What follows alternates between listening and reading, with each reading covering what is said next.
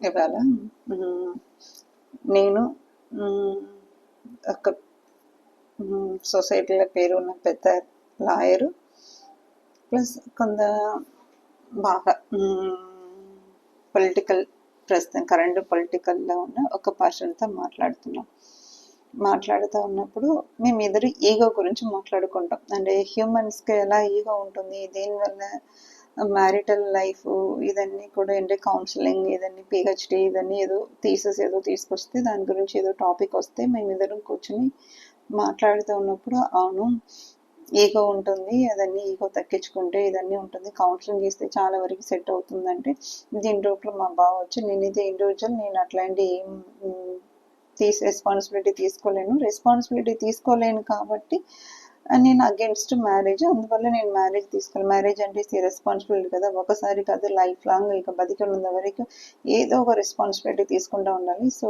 అందువల్ల నేను గివప్ ఇచ్చాను. నాకు అసలు ఇలా మాట్లాడుకున్న ప్రాసెస్లో నేను అన్నాను, లేదండి గురుగారు, డబ్బులు ఉన్నవాడు డబ్బులు లేనివాడిని చూసి ఏ మాట అన్నా ఏదైనా ఎవడో అబ్జెక్షన్ అడగటానికి తొందరగా రాడు. అదే డబ్బులు లేనివాడు డబ్బులు ఉన్నవాడితో వెళ్ళి గట్టిగా ఏం మాట్లాడలేను. ప్రతి దానికి పవరు మనీ రెండు చాలా ఇంపార్టెంట్ కీ రోల్ ప్లే చేస్తూ ఉంటుంది. అందువల్ల పవర్ఫుల్గా ఉండాలంటే మనీ ఉండాలి. ఆ మనీ చుట్టూతా పవర్ చుట్టూతా ఎంతమంది ఎంత టైం ఉన్నా కూడా వాళ్ళ చుట్టూతా తిరుగుతూ ఉంటారు. సో కార్ల్ మార్క్స్ చెప్పినట్టు అన్ని సంబంధాలు ఆర్థిక సంబంధాలు, దానిలో నో డౌట్ అని మాట్లాడుకున్నాం. దీని లోపల మా క్లబ్ బాయ్ వచ్చేసి అవును మేడం మీరు చెప్పేది చాలా రైట్ అన్నారు. ఈయనకు సడన్గా ఒక్కసారి ఒక్క నిమిషంలో ఈగో జుర్రమని లేచి ఏంటి వాడు చెప్పేది అని ఆయన చెప్పేసి వెళ్ళిపోయాడు. ఏంటి వాడు చెప్పేది మనకి క్లాసులో మన ఇద్దరు మాట్లాడుకుంటాను.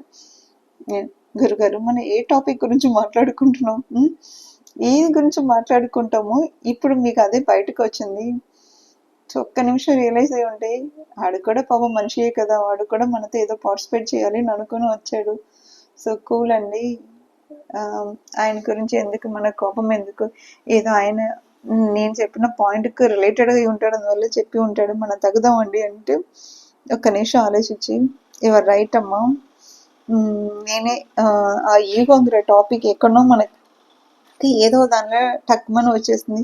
దానిలో డబ్బులు ఉన్నవాడు హై క్లాస్ పీపుల్ అనగానే ఇక డెఫినెట్గా మన ఏదో పాయింట్అవుట్ చేస్తున్నాడు అని చెప్పి సడన్గా నేను పాపప్ అవ్వాల్సి వస్తుంది. ఈగో మంచిది కాదు, కరెక్టే నువ్వు చెప్పేది. సో వాడు డబ్బులు లేనివాడు కాబట్టి వాడిని గట్టిగా నేను అరవటానికి ట్రై చేశాను.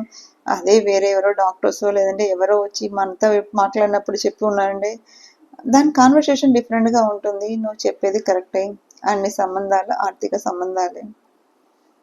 సో డబ్బులు ఉన్నవాడు చుట్టూతా మనుషులు కూడా పరిగెడుతుంటారండి, అప్పుడు వాళ్ళకి టైంతో పెద్ద రిలేటెడ్ ఉండదు. ఏమంటారు, కరెక్టేనా?